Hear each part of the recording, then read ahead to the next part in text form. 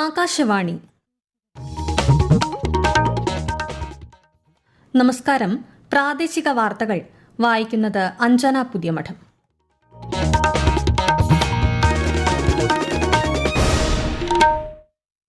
പ്രധാന വാർത്തകൾ. വികസിത ഭാരതം എന്ന ലക്ഷ്യത്തിലേക്ക് ഇന്ത്യ അതിവേഗം മുന്നേറുന്നതായി പ്രധാനമന്ത്രി നരേന്ദ്രമോദി. രാഷ്ട്രപതിയുടെ അഭിസംബോധനയിന്മേലുള്ള നന്ദി പ്രമേയ ചർച്ചകൾക്ക് പ്രധാനമന്ത്രി രാജ്യസഭയിൽ മറുപടി നൽകുന്നു. ഇന്ത്യ അമേരിക്ക വ്യാപാര കരാറിന്റെ ആദ്യഘട്ടം തയ്യാറായതായി കേന്ദ്രമന്ത്രി പീയൂഷ് ഗോയൽ. ശബരിമല സ്വർണ്ണ അപഹരണ കേസിലെ പ്രതിപക്ഷ ബഹളത്തെ തുടർന്ന് നിയമസഭ ഇന്നത്തേക്ക് പിരിഞ്ഞു. സഭ ഈ മാസം 23-ന് വീണ്ടും സമ്മേളിക്കും. യുവാക്കളുടെ നൂതന ആശയങ്ങൾ നവകേരള സൃഷ്ടിക്ക് വലിയ പിന്തുണ നൽകുമെന്ന് മുഖ്യമന്ത്രി പിണറായി വിജയൻ. റോഡ് സുരക്ഷാ ബോധവൽക്കരണം പാഠ്യപദ്ധതിയുടെ ഭാഗമാക്കുന്നതിനായി റോഡ് സേഫ്റ്റി കേഡറ്റ് പ്രോഗ്രാം നടപ്പിലാക്കുമെന്ന് മന്ത്രി വി ശിവൻകുട്ടി. സന്തോഷ് ട്രോഫി ഫുട്ബോളിൽ കേരളം ഫൈനലിൽ. കലാശപ്പോരിൽ സർവീസസ് കേരളത്തിന്റെ എതിരാളി. വാർത്തകൾ വിശദമായി. വികസിത ഭാരതം എന്ന ലക്ഷ്യത്തിലേക്ക് ഇന്ത്യ അതിവേഗം മുന്നേറുന്നതായി പ്രധാനമന്ത്രി നരേന്ദ്രമോദി. രാഷ്ട്രപതിയുടെ അഭിസംബോധനയിന്മേലുള്ള നന്ദി പ്രമേയ ചർച്ചകൾക്ക് രാജ്യസഭയിൽ മറുപടി നൽകുകയായിരുന്നു അദ്ദേഹം. സമസ്ത മേഖലകളിലും ഇന്ത്യ ആത്മവിശ്വാസത്തോടെ മുന്നേറുന്നതായും പ്രധാനമന്ത്രി പറഞ്ഞു. हमने रिफॉर्म परफॉर्म ट्रांसफॉर्म के मंत्र को लेकर के आगे बढ़े और आज स्थिति ऐसी है कि देश रिफॉर्म एक्सप्रेस पर सवार हो चुका है. हमने स्ट्रक्चरल रिफॉर्म्स किए हैं, प्रोसेस से जुड़े रिफॉर्म्स किए हैं, पॉलिसीज में रिफॉर्म किए हैं.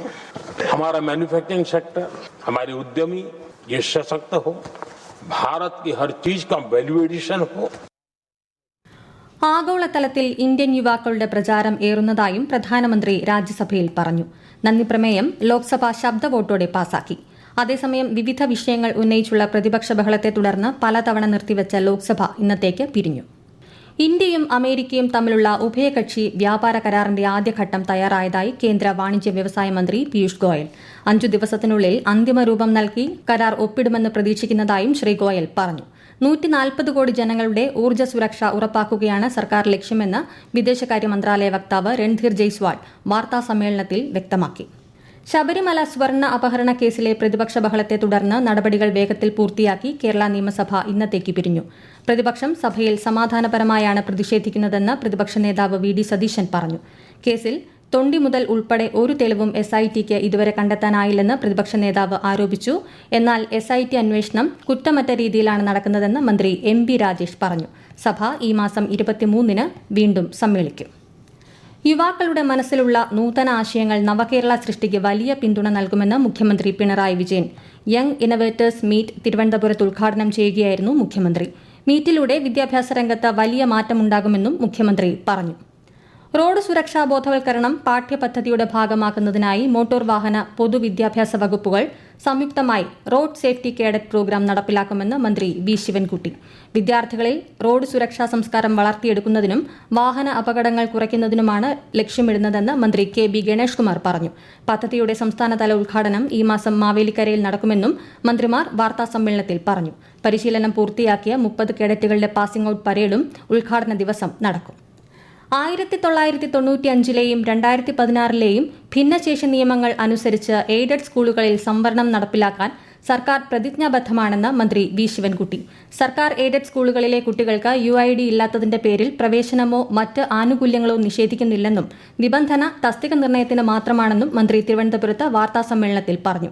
പുതിയ ഉത്തരവ് പ്രകാരം 2025-26 അധ്യയന വർഷത്തെ തസ്തിക നിർണയ നടപടികൾ 1 മാസത്തിനകം പൂർത്തിയാക്കാൻ പൊതുവിദ്യാഭ്യാസ ഡയറക്ടർക്ക് നിർദ്ദേശം നൽകിയതായി മന്ത്രി വ്യക്തമാക്കി. പരീക്ഷാ സമ്മർദ്ദം ഉൾപ്പെടെയുള്ള വിഷയങ്ങളിൽ പ്രധാനമന്ത്രി വിദ്യാർത്ഥികളുമായി നേരിട്ട് സംവദിക്കുന്ന പരീക്ഷാ പേ ചർച്ച പരിപാടി നാളെ രാവിലെ 10 മണിക്ക്. പരിപാടി കാണാൻ പൌരന്മാരോട് പ്രധാനമന്ത്രി നരേന്ദ്രമോദി ആഹ്വാനം ചെയ്തു. രാജ്യത്തെ യുവജനങ്ങളുമായി സംവദിക്കുന്നത് ഉന്മേഷദായകമാണെന്നും പ്രധാനമന്ത്രി സമൂഹമാധ്യമത്തിൽ കുറിച്ചു. സംസ്ഥാനത്തെ ഏറ്റവും മികച്ച പോലീസ് സ്റ്റേഷനായി കണ്ണൂർ റൂറൽ ഡിവിഷനിലെ ഇരിട്ടി പോലീസ് സ്റ്റേഷനെ കേന്ദ്ര ആഭ്യന്തര മന്ത്രാലയം തെരഞ്ഞെടുത്തു. ദേശീയ തലത്തിൽ മികച്ച 10 പോലീസ് സ്റ്റേഷനുകളിലൊന്നായും ഇരിട്ടിയെ തെരഞ്ഞെടുത്തിട്ടുണ്ട്. കൂടുതൽ വിവരങ്ങളുമായി ആകാശവാണി കണ്ണൂർ ജില്ലാ പ്രതിനിധി KO ശശിധരൻ. വിവിധ തരത്തിലുള്ള കുറ്റാന്വേഷണങ്ങൾ, ക്രമസമാധാന പാലനം, അടിസ്ഥാന സൗകര്യങ്ങൾ, പോലീസ് ഉദ്യോഗസ്ഥരുടെ പെരുമാറ്റം, ലോക്കപ്പും റെക്കോർഡ് റൂമും ഉൾപ്പെടെയുള്ള സൗകര്യങ്ങൾ എന്നിങ്ങനെയുള്ള മാനദണ്ഡങ്ങൾ അടിസ്ഥാനമാക്കിയാണ് കേന്ദ്ര ആഭ്യന്തര മന്ത്രാലയം മികച്ച പോലീസ് സ്റ്റേഷനുകളെ തെരഞ്ഞെടുക്കുന്നത്. സ്ത്രീകൾക്കും കുട്ടികൾക്കുമെതിരായ അതിക്രമങ്ങളിൽ സ്വീകരിച്ച നടപടി, കേസുകളിലെ അന്വേഷണ പുരോഗതി, പരാതി പരിഹാരം, പരാതിക്കാരോടുള്ള നല്ല പെരുമാറ്റം, കുറ്റകൃത്യങ്ങൾ തടയാനുള്ള നടപടികൾ എന്നിവയിലെ മികവും മറ്റ് ജനക്ഷേമ പ്രവർത്തനങ്ങളും പരിഗണനാ വിഷയമായി. സംസ്ഥാന സർക്കാർ ഭൂമി നൽകിയാൽ കൊല്ലത്ത് ESI മെഡിക്കൽ കോളേജ് ആരംഭിക്കുമെന്ന് കേന്ദ്ര സഹമന്ത്രി ശോഭ കരന്തലജെ. എല്ലാ സംസ്ഥാനങ്ങളെയും ശക്തമാക്കുന്ന രീതിയിലാണ് കേന്ദ്ര ബജറ്റ് അവതരിപ്പിച്ചിരിക്കുന്നതെന്നും മന്ത്രി തിരുവനന്തപുരത്ത് പറഞ്ഞു. കേന്ദ്രത്തിൽ നിന്നുള്ള നികുതി വിഹിതം ഈ വർഷം 36,355 കോടി രൂപയായി വർദ്ധിപ്പിച്ചതായും ശ്രീമതി ശോഭ കരന്തലജെ വ്യക്തമാക്കി. ഈ വാർത്തകൾ ആകാശവാണിയിൽ നിന്ന്. ആകാശവാണി വാർത്തകളും വാർത്താധിഷ്ഠിത പരിപാടികളും All India Radio News Thiruvananthapuram YouTube ചാനലിലും All India Radio News Thiruvananthapuram Facebook പേജിലും AR News_ തിരുവനന്തപുരം ഇൻസ്റ്റഗ്രാം അക്കൌണ്ടിലും AR News_TVM X ഹാൻഡിലും ലഭ്യമാണ്. അന്തരിച്ച മുൻ MLAയും കോൺഗ്രസ് നേതാവുമായ M. മുരളിയുടെ ഭൌതികദേഹം തിരുവനന്തപുരം KPCC ആസ്ഥാനത്തെ പൊതുദർശനത്തിന് ശേഷം മാവേലിക്കരയിലെ വസതിയിലേക്ക് കൊണ്ടുപോയി.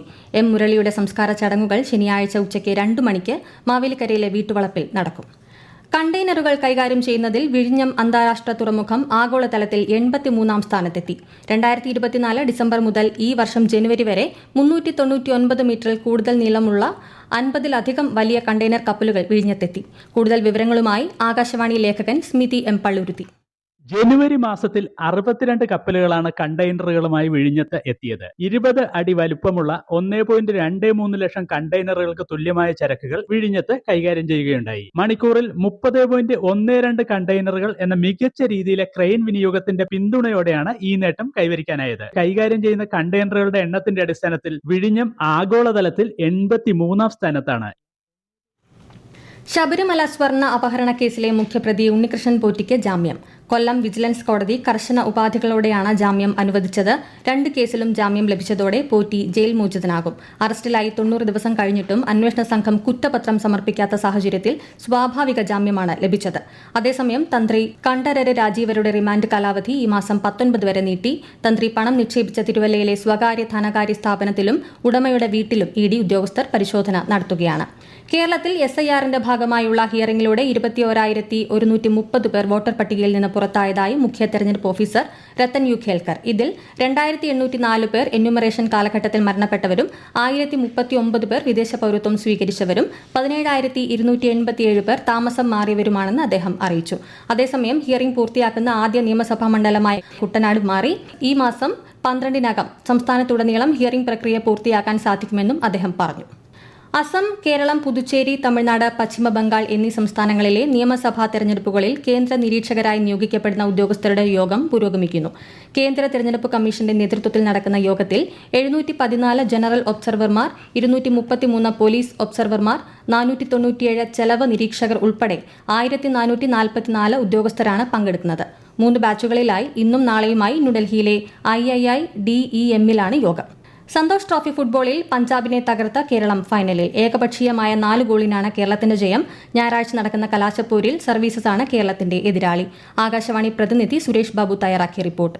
കരുത്തരായ എതിരാളികളെ പാടെ നിഷ്പ്രഭമാക്കി ശിലാപത്ര മൈതാനം അടക്കി ഭരിക്കുകയായിരുന്നു കേരളത്തിന്റെ കുട്ടികൾ. മൂർച്ചയേറിയ ആക്രമണത്തിലൂടെ പഞ്ചാബ് പ്രതിരോധത്തെ പിച്ച് ചിന്തി പെനാൽറ്റി ബോക്സിലേക്ക് അവർ ഇരമ്പിക്കയറി. 16-ാം മിനിറ്റിൽ മുഹമ്മദ് ആജിസൽ ഗോൾ വേട്ടയ്ക്ക് തുടക്കമിട്ടു. 34-83 മിനിറ്റുകളിൽ റിയാസ് ലക്ഷ്യം കണ്ടപ്പോൾ 45-ാം മിനിറ്റിൽ വിഘ്നേഷും പഞ്ചാബിന്റെ വരയിൽ പന്തെത്തിച്ചു. പ്രതിരോധ മധ്യ മുന്നേറ്റ നിലക്കാർ എണ്ണയിട്ട യന്ത്രം പോലെ മൈതാനം നിറഞ്ഞു കളിച്ചപ്പോൾ പ്രത്യാക്രമണത്തിന് പോലും ശേഷിയില്ലാതെ പഞ്ചാബ് തോൽവി സമ്മതിക്കുകയായിരുന്നു. വനിതാ പ്രീമിയർ ലീഗ് ക്രിക്കറ്റിൽ ഇന്ന് കലാശപ്പോരാട്ടം. വഡോദരയിൽ രാത്രി 7:30 ആരംഭിക്കുന്ന ഫൈനലിൽ ഡൽഹി ക്യാപിറ്റൽസ് റോയൽ ചലഞ്ചേഴ്സ് ബംഗളൂരുവിനെ നേരിടും. പ്രാദേശിക മാധ്യമ പ്രവർത്തകർക്കായി കേന്ദ്ര വാർത്താ വിതരണ പ്രക്ഷേപണ മന്ത്രാലയത്തിന് കീഴിലുള്ള Kochi press information bureau Ernakulam പെരുമ്പാവൂരിൽ പ്രാദേശിക മാധ്യമ ശില്പശാല സംഘടിപ്പിച്ചു. വികസനോന്മുഖ വാർത്തകൾക്ക് മാധ്യമങ്ങൾ മതിയായ പ്രാധാന്യം നൽകണമെന്ന് PIB കേരള ലക്ഷദ്വീപ് മേഖല additional director general V. Palaniswami പറഞ്ഞു. പ്രധാന വാർത്തകൾ വീണ്ടും. വികസിത ഭാരതം എന്ന ലക്ഷ്യത്തിലേക്ക് ഇന്ത്യ അതിവേഗം മുന്നേറുന്നതായി പ്രധാനമന്ത്രി നരേന്ദ്രമോദി. രാഷ്ട്രപതിയുടെ അഭിസംബോധനയിന്മേലുള്ള നന്ദിപ്രമേയ ചർച്ചകൾക്ക് പ്രധാനമന്ത്രി രാജ്യസഭയിൽ മറുപടി നൽകുന്നു. ഇന്ത്യ അമേരിക്ക വ്യാപാര കരാറിന്റെ ആദ്യഘട്ടം തയ്യാറായതായി കേന്ദ്രമന്ത്രി പീയൂഷ് ഗോയൽ. ശബരിമല സ്വർണ്ണ അപഹരണ കേസിലെ പ്രതിപക്ഷ ബഹളത്തെ തുടർന്ന് നിയമസഭ ഇന്നത്തേക്ക് പിരിഞ്ഞു. സഭ ഈ മാസം 23-ന് വീണ്ടും സമ്മേളിക്കും. യുവാക്കളുടെ നൂതന ആശയങ്ങൾ നവകേരള സൃഷ്ടിക്ക് വലിയ പിന്തുണ നൽകുമെന്ന് മുഖ്യമന്ത്രി പിണറായി വിജയൻ. റോഡ് സുരക്ഷാ ബോധവൽക്കരണം പാഠ്യപദ്ധതിയുടെ ഭാഗമാക്കുന്നതിനായി റോഡ് സേഫ്റ്റി കേഡറ്റ് പ്രോഗ്രാം നടപ്പിലാക്കുമെന്ന് മന്ത്രി വി ശിവൻകുട്ടി. സന്തോഷ് ട്രോഫി ഫുട്ബോളിൽ കേരളം ഫൈനലിൽ, കലാശപ്പോരിൽ സർവീസസ് കേരളത്തിന്റെ എതിരാളി. പ്രാദേശിക വാർത്തകൾ കഴിഞ്ഞു. അടുത്ത വാർത്താ പ്രക്ഷേപണം രാത്രി 7:25.